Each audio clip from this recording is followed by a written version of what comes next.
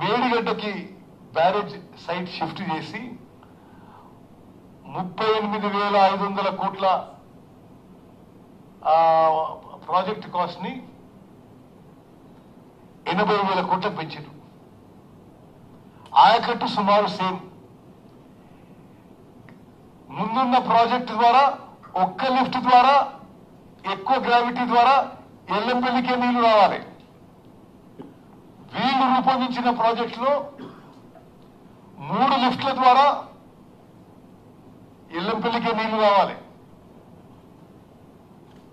ఈ project design మార్చినప్పుడు redesign re-engineering పేరుతో చాలా పచ్చి అబద్ధాలు మాట్లాడినరు. వాళ్ళొక కొంతమంది నిజంగా నిపుణులు వాళ్ళ హయాంలోనే చీఫ్ ఇంజనీర్లు పనిచేసిన వాళ్ళు 5 రిటైర్డ్ చీఫ్ ఇంజనీర్స్ తో కేసీఆర్ కమిటీ చేసిండు. తుమ్మిడి దగ్గర కట్టాలన్నా మేడిగడ్డ దగ్గర కట్టాలని. మేడిగడ్డ దగ్గర ప్రాజెక్టు కట్టొద్దు, అది ప్రొహిబిటివ్ కాస్ట్ చాలా పెరిగిపోతుంది, అన్వయబుల్ గా ఉంటుంది, టైం ఫ్యాక్టర్ కూడా ఎక్కువ ఉంటుంది. తుమ్మడిగట్ట దగ్గరనే మీరు 152 కాకుంటే 151 150కో లెవెల్ కట్టండి అని లిఖిత పూర్వకంగా రిపోర్ట్ ఇవ్వడం జరిగింది. అఫీషియల్ రికార్డ్ నుంచి ఆ రిపోర్ట్ మాయం చేసే ప్రయత్నం చేసిండ్రు. అఫీషియల్ రికార్డ్ నుంచి ఆ జీవోలు మాయం చేసే ప్రయత్నం చేసి ఆ ప్రాజెక్టులో మరి వాళ్ళకి సరిపోను పైసలు రావనుకున్నారో లేకపోతే ఆ ప్రాజెక్టు పూర్తి చేస్తే కాంగ్రెస్ కి పేరు వస్తుంది అనుకున్నారో అది రీడిజైన్ చేసి 80,000 కోట్లకు పెంచి మేడిగడ్డకు షిఫ్ట్ చేసిండ్రు. దయచేసి మీరు ఎందుకు అర్థం చేసుకోవాలంటే ఇప్పుడేదో మేడిగడ్డ నుంచి లిఫ్ట్ చేసి మేడిగడ్డ లిఫ్ట్ చేయంటున్నాడు. మేడిగడ్డ నుంచి లిఫ్ట్ చేసినా మేడిగడ్డ నుంచి అన్నారం బ్యారేజ్, అన్నారం నుంచి సుందిల్ల నుంచి ఎల్లంపల్లి. తుమ్మడేట్టులో కట్టి ఉంటే తుమ్మడేట్టు నుంచి ఎక్కువ గ్రావిటీ ఒక లిఫ్ట్ ద్వారా ఎల్లంపల్లి లిఫ్ట్ నింపడమే. ఇది మెయిన్ పాయింట్ మీరు అర్థం చేసుకోవాలని కోరుకుంటున్నా. మేడిగడ్డ ప్రాజెక్ట్ కట్టినండి.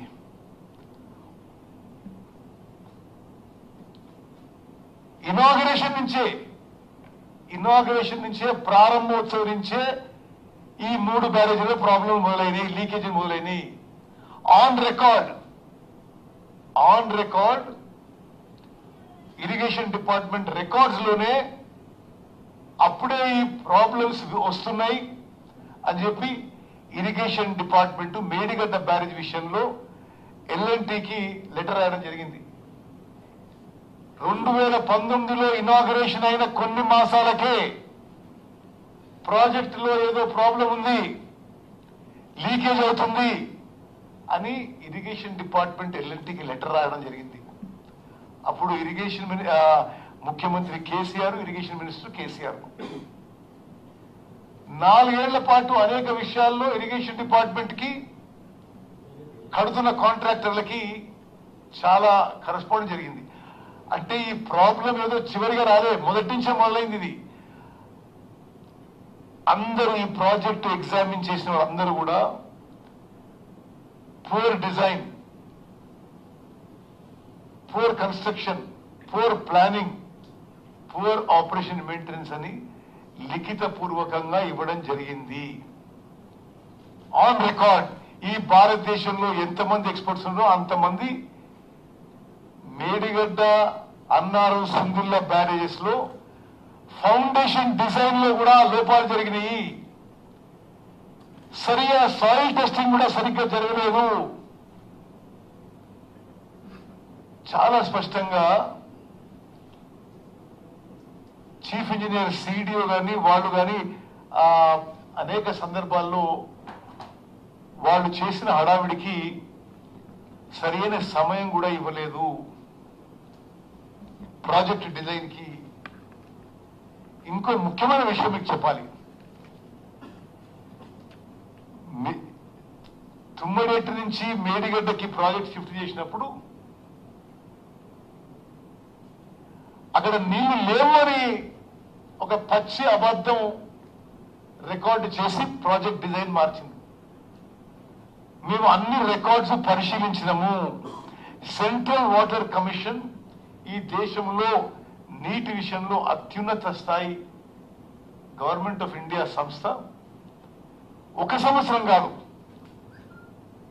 10-15 సంవత్సరాలుగా అంతకుముందు 75% డిపెండబిలిటీ మీద తుమ్మడి ఎట్టి దగ్గర 165 టీఎంసీలు ఉన్నాయి అని చెప్పి రిపోర్ట్ ఇస్తే వీళ్ళు అది కూడా ఆ రిపోర్ట్ ని తప్పుడుగా ప్రచారం చేసి తుమ్మడి దగ్గర నీళ్ళు లేవు కాబట్టి మేడిగడ్డ దగ్గర కడుతున్నాం అని చెప్పి చెప్పడం జరిగింది. ఒకటి కాస్ట్ ఏ విధంగా అంటే ఈ ఆర్థిక భారం శాశ్వతంగా తెలంగాణ ప్రజలపై ఉండబోతుందో మీ ద్వారా యావత్ తెలంగాణ ప్రజానీకానికి తెలియజేయబోతుంది.